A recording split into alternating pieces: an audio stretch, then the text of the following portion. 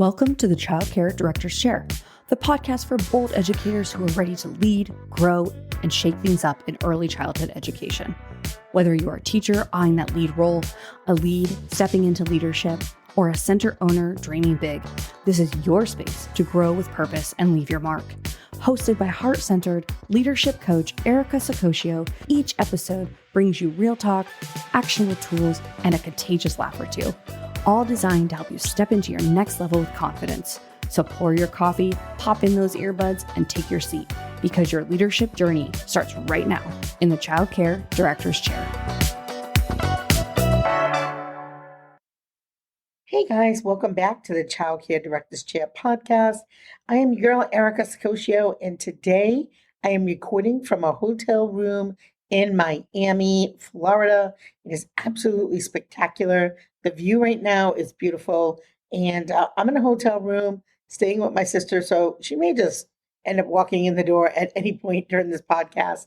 But you know what? I'm here for it, and I'm here at the Childcare Business Growth Miami Live event with Nick and his team. And so far, it's been really, really great. Lots of eye-opening information, not just on marketing, but just overall how you run your center. And it really, we were talking about staffing a few hours ago, and it really got my brain turning as the conversation was happening in the room, and that, the age-old debate of what makes a great teacher. Is it a degree? Is it experience? So I'm going to say it, and you might not like it, but here it is. Just because someone has a degree doesn't mean they can lead. And just because someone doesn't have a degree doesn't mean they can't, right? And I have been on both sides of this conversation. When I first started in the field, I absolutely didn't have a degree. I ended up getting my CDA, but even that I might have been 3 or 4 years in before I even thought about making this a career. Funny how life goes, but here we are 26 years later, multiple child care centers, an advocate, and all the things that I do for our field. But I didn't know that when I first started, But I think today's topic, it's a hot one, because it's time that we stop assuming that a college diploma is the only ticket to the top in early childhood education. Leadership in our field is about heart, it's about hustle, and hands-on work. So let's unpack this together. What actually matters when we're deciding who gets to lead our classrooms and our teams? Well, let's do the first thing. Who gets in and who gets left behind? Let's start asking ourselves, who are we letting in the leadership circle? Is it the person who checks off all the academic boxes, or the teacher who's been with you through every pivot, every policy change, every pandemic shift, and never took a college course? This is where that bias often creeps in unnoticed, because we don't always do it. But sometimes we lean in so hard into the credentials that we might miss the people with the soft skills and the work ethic to actually move your team forward. So we also have we have to acknowledge that not everyone had the same shot at higher ed. Maybe it's a single mom, maybe it was a second language speaker, or people of color that are often underrepresented in college programs. Yet they bring a richness and resilience into every classroom and every day. So the question is, are we honoring that? Or are we gatekeeping leadership roles in a way that reinforces systemic inequality? And I'm biracial, I talk about this on the show quite often. And again, I can see both sides of the fence. My program is very, very diverse in many different ways. And I'm so proud of that. And that's, gosh, I started such a long time ago. That was before it was, I hate to say, in style, but it was important to me that we built a place that represented everyone in our area, a place that no matter who you were, the family, the staff, the child, you could walk in a place and be like, wow, I belong here. And so that was really important to me. And it's the same for my leadership team. I've had leadership from all different types of walk of life, different genders, different races, different socio economic status, and some with degrees and some not. And I think I've learned a lot about this topic. You know, I think classroom wisdom is really a master's degree in disguise. Like, let's give lived experience the credit it deserves.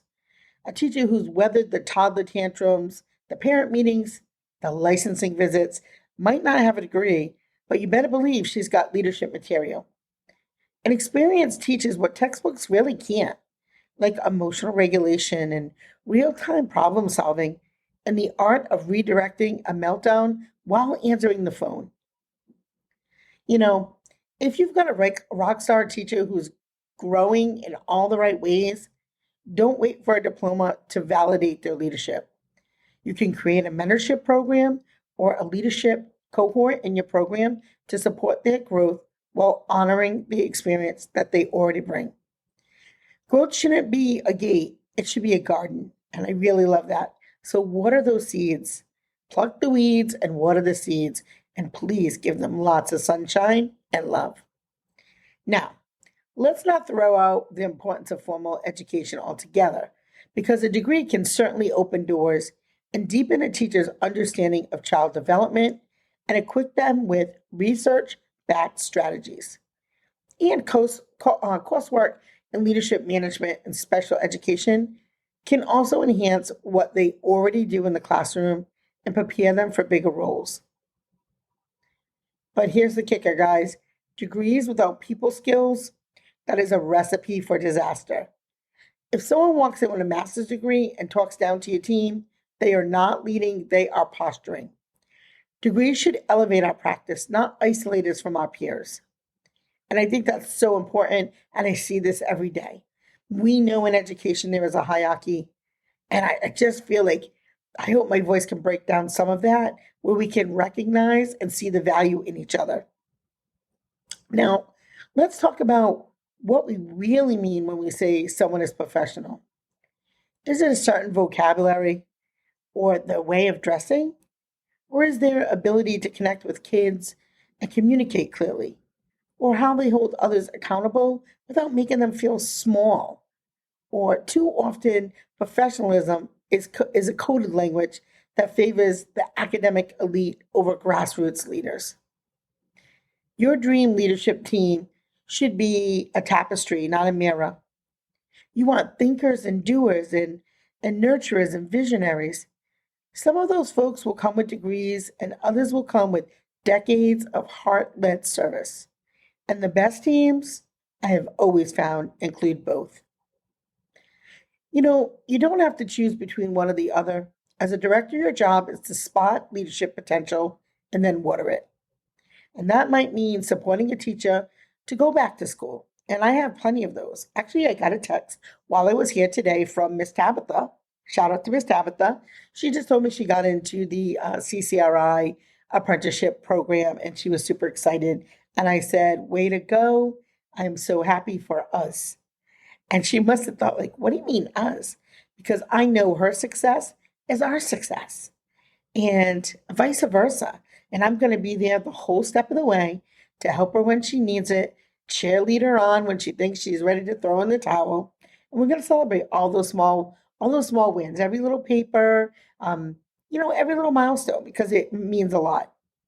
And if it meant giving someone their first shot at leading a staff meeting, whatever it is, either way, it's about seeing who's already showing up as a leader before they ever get a title. So set up a system where your team knows how they can grow, whether it's through professional development, peer mentorship, or performance-based promotions. That transparency builds trust and loyalty and helps you retain the very people who make your center strong. So at the end of the day, a great teacher and an even great leader is someone who shows up. They step up and they never give up. So whether you've got a framed diploma or 15 years of experience, that impact counts. So let's stop choosing sides in the degree versus experience war and stop building bridges instead. Your next amazing leader might already be in your building, just waiting for a chance. So if this episode hit home for you and made you rethink how to build your leadership bench, we've got just the next step for your team. It's our brand new ECE Trailblazers program. We are going to be enrolling for this in the next 2 weeks. It's a 12-week journey that's designed for emerging leaders. Whether you've got a degree or just the grit to grow, we're going to put some links for you in the show notes. It'll be right on our website at thechildcaredirectorschair.com. Reserve your seat because leadership isn't just taught, it's lived, nurtured, and celebrated. And speaking of celebration, I would also like to take this moment to thank our sponsors at Jackrabbit Care. They have been so wonderful to work with. I am so happy and proud to have them as a sponsor. If you have not checked out Jackrabbit Care, it is a wonderful parent communication app that can help you with all of the things that you need on the back end of your office. So head on over to our website while you're taking a look at the ECE Trailblazers program. Also hit the podcast page. You will see Jackrabbit with a very cute rabbit, and there's a link right there to get a free demo and check it out and let them know Erica from the Childcare Director's Chair sent you. So that's it for today. I hope you have a great day. I certainly am here in Miami. Thank you to my team, and thank you to you for who shows up all the time. Have a wonderful day. That's a wrap for this episode of the Childcare Director's Chair, where we believe leaders aren't born, they're grown. If something sparked for you today, share it, shout it out, or pass it along to the next bold changemaker in childcare. Don't forget to subscribe, leave a review, and stay connected with Erica Sacosio for more real talk leadership tools and a whole lot of inspiration. Until next time, lead with heart, grow with fire, and always remember, the chair is yours. Now own it.